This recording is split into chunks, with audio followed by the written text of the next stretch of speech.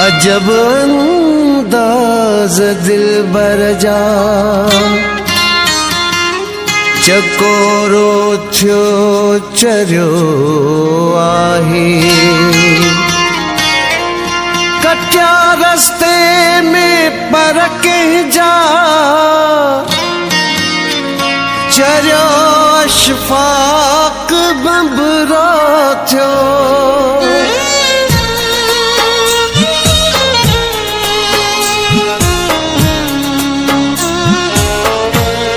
अड़े ओ इश्क शाबस थई असांखे तो ॾिनो चाहे। फ़क़त ॻणतियूं ऐं तन्हायूं सवातिन जे मिलियो छाहे। गुलनि जहिड़ी तबीयत में अजब का बेक़रारी आ।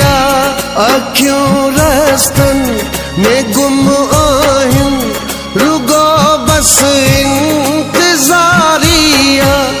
दिलनि ते दाग़ साॻिया आहिनि चवां कीअं मां मटियो छाहे। अड़े ओ इश्क शाबस थई असांखे तो ॾिनो छाहे।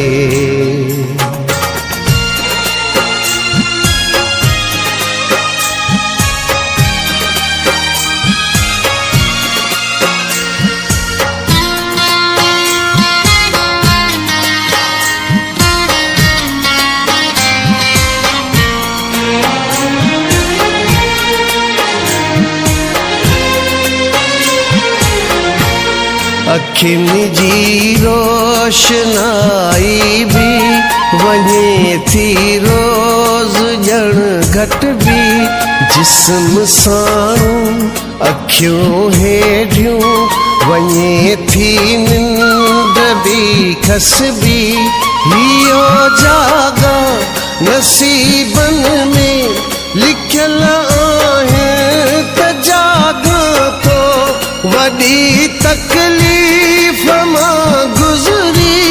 ॾुखनि जा ॾींहं घारियां थो पुछां थो ज़िंदगीअ खां मां अञा ताईं घटियो छाहे।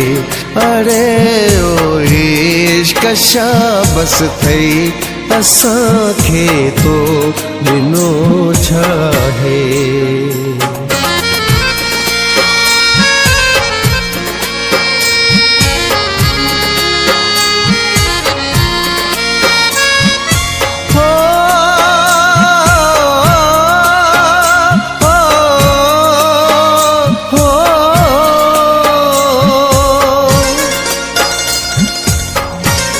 हयाती ॼण इएं आहे बरन में सिज लहे थो पियो।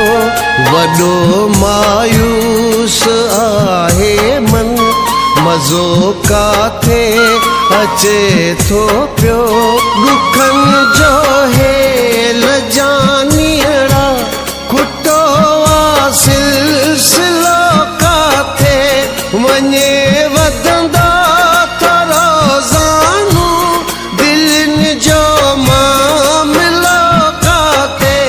ख़बर तोखे पिरी कहिड़ी थींदो माण्हू चरियो छाहे।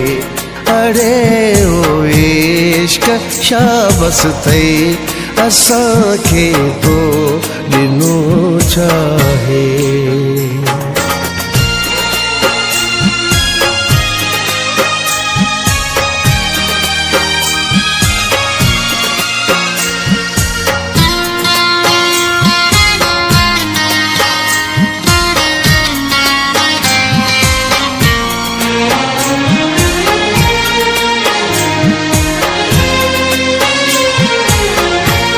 जीअण जी आस वेरागी ख़त्म थी वही दवई आहे।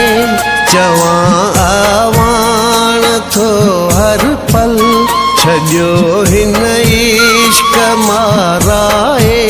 लुच छा तड़पा ऐं फत कां थो किथे आराम कोन्हे को इन खां वध पिरी मूं ते वॾो इल्ज़ाम कोन्हे को उहो ई ख़ालवा बाक़ी ऐं बाक़ी ॿे भरियो छाहे अड़े ओ इश्क शाबस थई असांखे तो ॾिनो छाहे फ़क़त ॻणतियूं ऐं तन्हायूं सवातिन जे मिलियो छाहे गुलनि जहिड़ी तबीयत में अजब का बेक़रारिया अखियूं रस्तन में गुम आहिनि रुगो बस इंतज़ारिया दिलनि ते दाग़ साॻिया आहिनि चवां कीअं मां मटियो छाहे अड़े ओ इश्क शाबस थई असांखे तो ॾिनो छाहे।